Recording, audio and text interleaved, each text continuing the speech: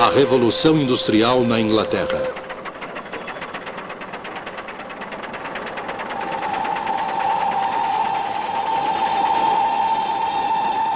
Um filme da Enciclopédia Britânica. Versão brasileira, Álamo.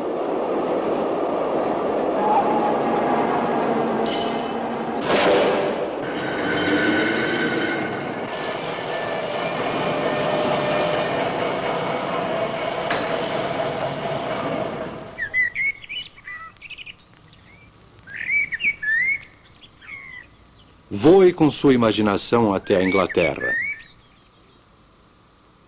Imagine a condição socioeconômica daquela nação há 200 anos. Era uma Inglaterra muito diferente da que conhecemos nos dias de hoje. Uma Inglaterra de aldeias tranquilas, de fazendas e pequenas propriedades rurais, de extensos pastos abertos e grandes florestas. Muitas regiões haviam evoluído pouco desde a Idade Média. A maior parte da população dedicava-se à lavoura ou exercia outras atividades rurais. O padrão de vida era baixo. As fazendas eram pequenas e as técnicas de cultivo eram rudimentares. O ciclo de culturas era quase desconhecido, assim como desconhecidas eram as técnicas de aumento de produção de alimentos.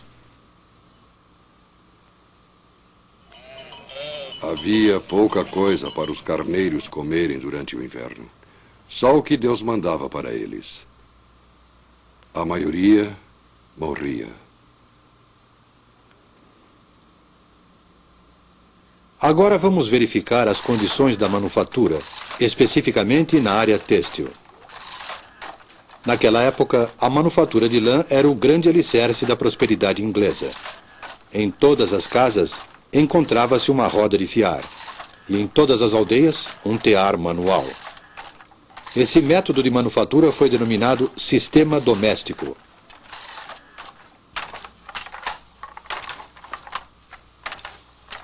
Timóteo. Sim, mestre. Venha cá.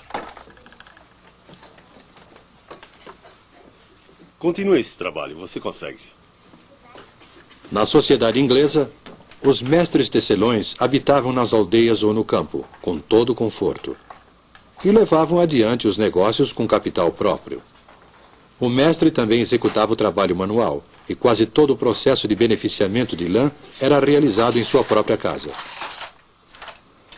Além do seu tear, o mestre tecelão era proprietário de uma fazenda de 1 a 6 hectares, com alimento para os porcos, aves e algumas vezes para uma vaca. Possuía um barril de cerveja de fermentação caseira, uma roupa de trabalho e outra para os domingos. Tanto os aprendizes quanto os artesãos dormiam e comiam na casa do mestre tecelão.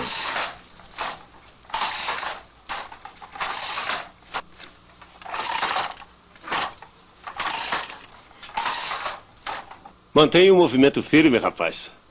Estou tentando, mestre, estou tentando. Claro, eu estou vendo seu esforço. Os mestres e os seus empregados eram geralmente ligados pela afeição, a ponto de não desejarem se separar. Os mestres pensavam que era obrigação deles manter os seus homens, inclusive quando os negócios não corriam de forma satisfatória. Consequentemente, um trabalhador vivia e morria no mesmo local onde havia nascido. O mestre e sua família produziam eles próprios quase todos os produtos que consumiam. Ned?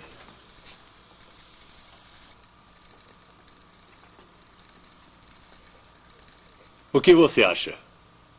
Ah, ele parece um campeão, não é? Eu vou fazer um casaco bem bonito. Ah, você é um menino de sorte. Agora pode ir. Ei, Ned! Valha-me Deus! Eles cultivavam na fazenda os cereais que os alimentavam, manufaturavam o tecido de lã com que se vestiam e satisfaziam as demais necessidades com o produto da venda do tecido por eles manufaturado.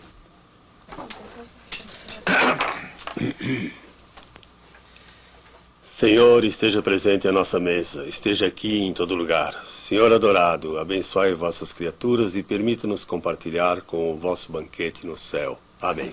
Amém. O mestre tecelão costumava sentar-se à cabeceira da mesa de carvalho. Rodeado pela sua família e seus empregados, ele rezava a oração de ação de graças, servia o pão e o purê. Às vezes tomava uma caneca de cerveja, sem servir aos seus homens. Mas essa era uma das poucas diferenças entre o modo de viver do mestre e o dos empregados.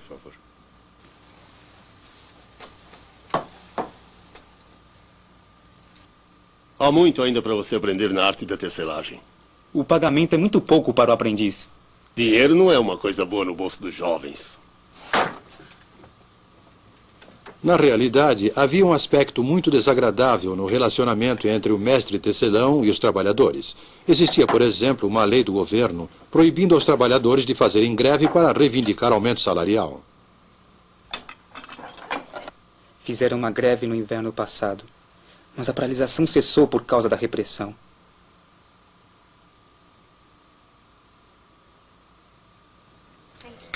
O trabalhador dificilmente se arriscava a fazer greve e não podia procurar trabalho em outro lugar. Recebia uma remuneração irrisória pelo seu serviço. Ele ocupava, na verdade, uma posição intermediária entre escravo e homem livre, ou mais precisamente, entre servo e cidadão. Tais eram as condições na indústria têxtil inglesa há 200 anos, apresentadas neste filme de forma concisa. Essas condições variavam conforme o lugar e a época. A Inglaterra não era absolutamente o paraíso terrestre, mas a vida seguia o seu curso tranquilo, geração após geração.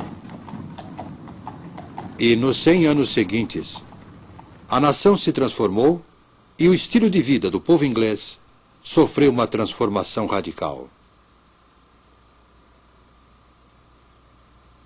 Aldeias tornaram-se vilas, vilas tornaram-se cidades, e a manufatura foi transferida das tranquilas propriedades rurais para as fábricas.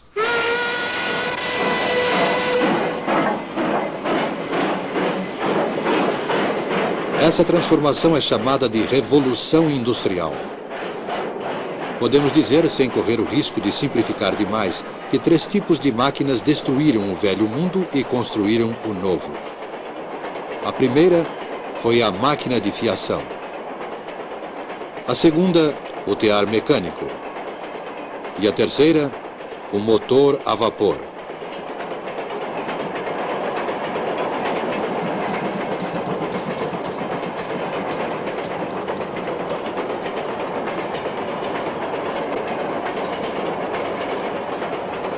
A máquina de fiação, o tear mecânico e o motor a vapor.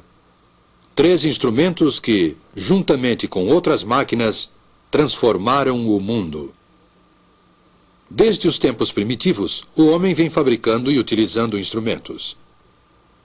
O instrumento executa um trabalho pequeno, visto que os músculos do trabalhador fornecem a força e o seu cérebro a habilidade.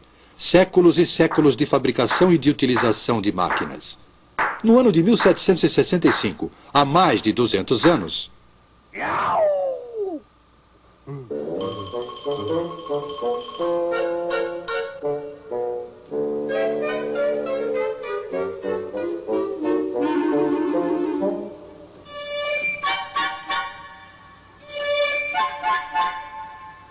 Jenny! Jenny! Eu consegui! James Hargreaves aperfeiçoou a máquina de fiação manual, batizando-a com o nome de sua esposa, Jenny. É a Spinning Jenny, a máquina primitiva de fiar difusos múltiplos. Essa máquina iniciou a revolução na manufatura da lã. A fiação era até então um processo lento, pois só se podia fiar um fio de cada vez. James Hargreaves colocou 8 fusos numa armadura e movia todos eles com uma manivela. Dessa forma, fiava 8 fios simultaneamente. A engenhosidade de Hargreaves lhe angariou o desagrado dos seus companheiros fiandeiros, que temiam perder o trabalho por causa da máquina.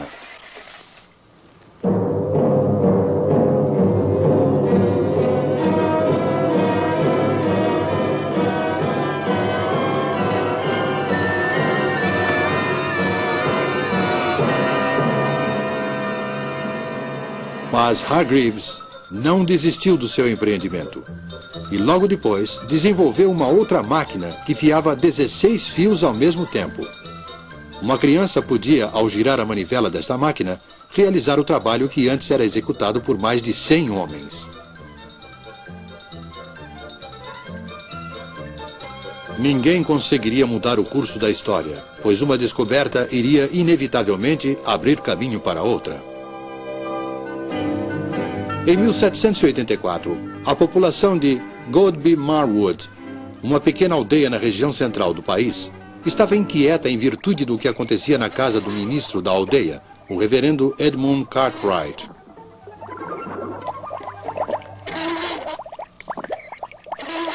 Acontecem coisas muito estranhas ali naquela casa. Parecem coisas do diabo.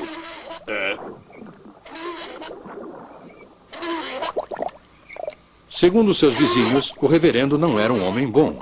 Acreditavam que ele praticava bruxaria. Mas tais temores eram infundados.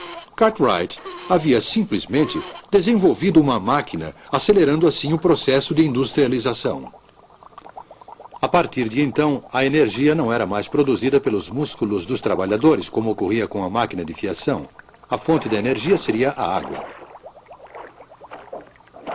A força da água corrente foi utilizada para movimentar uma máquina de tecer. Estava criado o tear mecânico. O trabalho manual na indústria têxtil foi abandonado, como foi também o velho sistema doméstico de manufatura. O tear mecânico, além de ter um preço elevado para o tecelão comum, era muito grande para ser colocado em casa. Mas, se se pudesse comprar 12 teares e instalá-los num prédio, foi dessa forma que o tear mecânico acelerou o crescimento da indústria e do sistema industrial. A partir dessa época, em lugar de trabalhar em sua própria casa, o tecelão passou a morar em um lugar e a trabalhar em outro. Embora isso seja comum hoje em dia, naquela época houve uma implacável oposição à tirania da sirene da fábrica.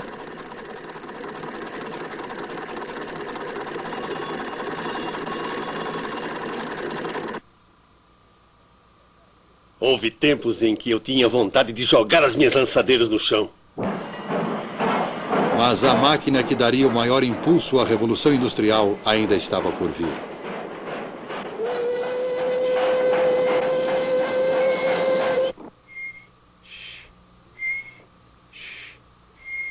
James Watt, quantas vezes já lhe disse para não perder seu tempo? Você não servirá para nada, menino. Não estou perdendo tempo, mãe. Eu estou inventando uma coisa. Inventando uma coisa? O que você está fazendo, menino? Nada demais, mãe. Ainda não tenho certeza, mas acho que é um motor a vapor. A história em torno do jovem Watt e a chaleira de sua mãe não é mais do que uma lenda. O primeiro motor a vapor foi, na verdade, desenvolvido por Thomas Newcomen em 1705 e era utilizado para retirar água das minas de carvão. Um dos motores de Newcomen foi levado para a oficina de Watt para conserto.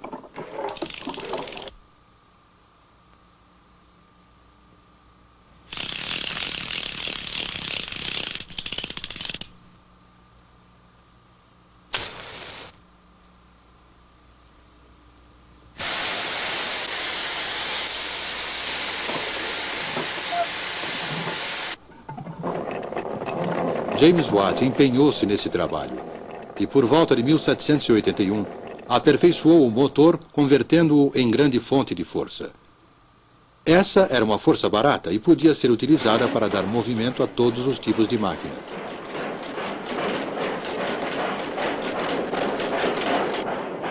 Com o motor a vapor de Watt e com o aperfeiçoamento dos métodos de beneficiamento do ferro e do aço, a Revolução Industrial era um fato consumado. A máquina de fiação e o tear manual foram abandonados. Surgiram as grandes cidades, não de um dia para o outro, mas no curto espaço de 100 anos. No lugar do mestre tecelão, semi-industrial e semi-fazendeiro, apareceu o capitalista, proprietário de muitos teares e empregador de centenas de trabalhadores. Com a Revolução Industrial, a Inglaterra transformou-se na fábrica do mundo no século XIX. Era um período que exigia criatividade e desembaraço. Juntos, empresários e engenheiros criaram uma era na qual a Grã-Bretanha ocupou a supremacia do comércio mundial.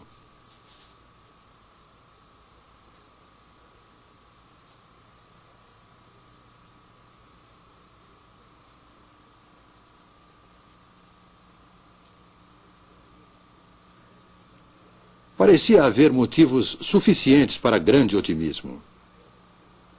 Ser um inglês no início do século XIX significava ter acesso, se fosse um inglês rico, a todas as comodidades e prazeres que o mundo podia oferecer. E a grande massa da população? A maior parte da população caía cada vez mais na indigência e na miséria.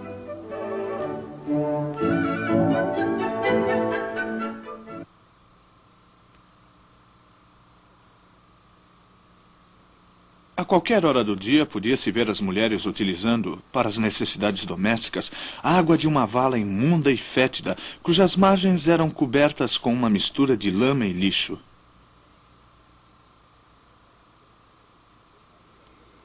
A vida do trabalhador inglês, incluindo mulheres e crianças, era uma luta miserável pela sobrevivência, tendo dois inimigos, o empregador e a máquina. Sim, senhor. Comecei a trabalhar na tecelagem quando tinha 7 anos. Meu horário de trabalho é das 5 da manhã até as 8 da noite. Conversa de escravos. Os trabalhadores do período feudal não foram tão aviltados e escravizados quanto os pobres trabalhadores do norte civilizado.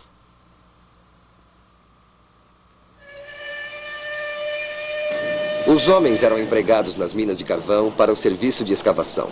Seus instrumentos de trabalho eram as picaretas e as pás. As mulheres e também as crianças eram encarregadas de arrastar a carga do carvão bruto de uma extremidade à outra através dos túneis subterrâneos.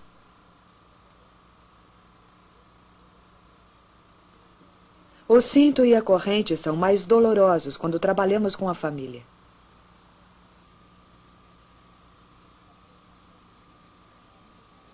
É comum as mulheres largarem a carga e caírem da escada.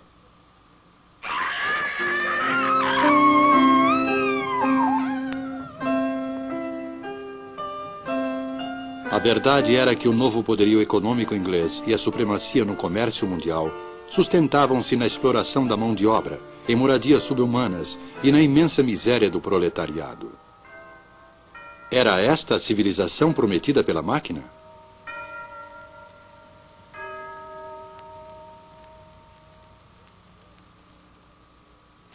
Observo com prazer que a classe operária inglesa está conscientizada de sua exploração e que ela odeia aqueles que a exploram.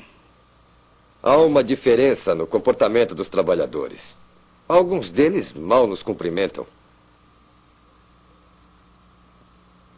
Todos os projetos de reforma não poderão evitar os males terríveis que vejo se acumulando há muito tempo. Meus empregados pobres? Não os contratei de acordo com as normas do mercado? Não lhes pago, inclusive, até os centavos de seus salários? Segundo o Dr. Arnold, o problema social era dramático e a Inglaterra seria fatalmente tragada por uma revolução civil sangrenta.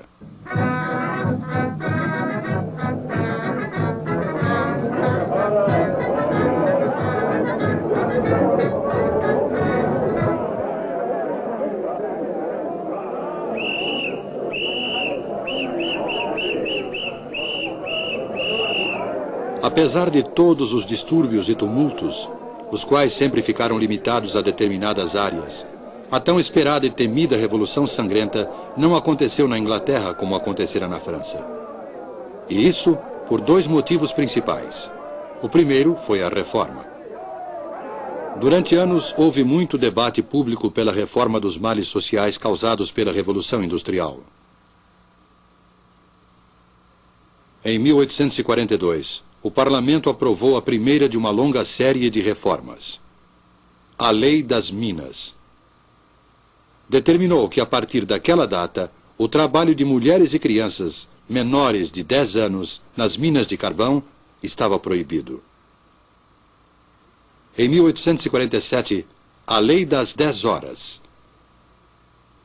A jornada de trabalho de mulheres e crianças na indústria têxtil não deveria ser superior a 10 horas.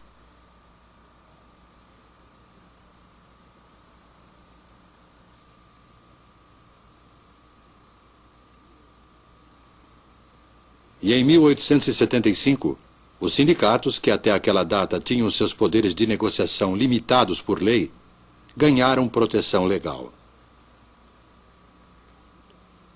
A partir de então, o operário tinha o amparo legal para se reunir com seus companheiros em defesa de melhores condições de trabalho, redução da jornada e aumento salarial. A produtividade foi o outro motivo. Assim como a reforma, ela evitou que os problemas sociais da industrialização causassem uma revolução civil. Na época do trabalho manual, antes do advento das máquinas, a produção de um sapato exigia aproximadamente 18 horas de trabalho, pois um único artesão executava todas as etapas de produção. O artesão sentia-se gratificado pelo seu talento. Mas, para sobreviver, era obrigado a trabalhar muito para compensar sua baixa produtividade, que era inevitavelmente baixa, dado que ele só podia executar uma única operação por vez. O acabamento podia ser excelente, mas o preço do sapato feito à mão era elevado e, consequentemente, poucas pessoas podiam pagá-lo.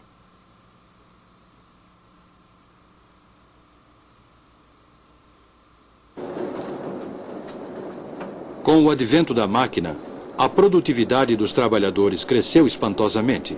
Implementou-se a divisão do trabalho. Do beneficiamento do couro até o produto acabado, cada operário executava somente uma operação, repetindo-a várias vezes. Desde que o couro estivesse beneficiado, um sapato podia ser produzido em menos de 20 minutos, ao invés de 18 horas exigidas pelo método artesanal.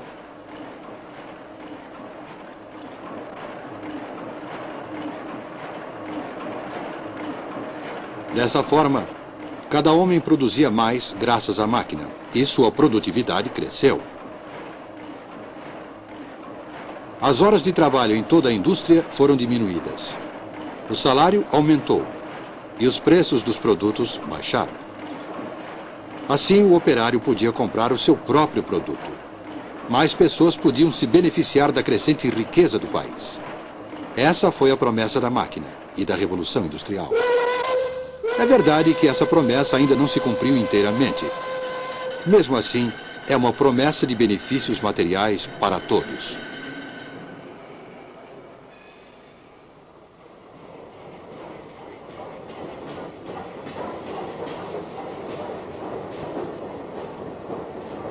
O século XIX, o século da Revolução Industrial, foi uma época de grandes realizações para a Inglaterra. Uma nação de economia agrícola, com uma grande manufatura de lã, transformou-se em uma nação industrial, de engenheiros, de minas de carvão, de empresas siderúrgicas e de fábricas. Essa transformação da economia causou muito sofrimento para a classe operária. Mas, por outro lado, em um período muito curto, a Inglaterra tornou-se o maior exportador de produtos. Ela era a fábrica do mundo.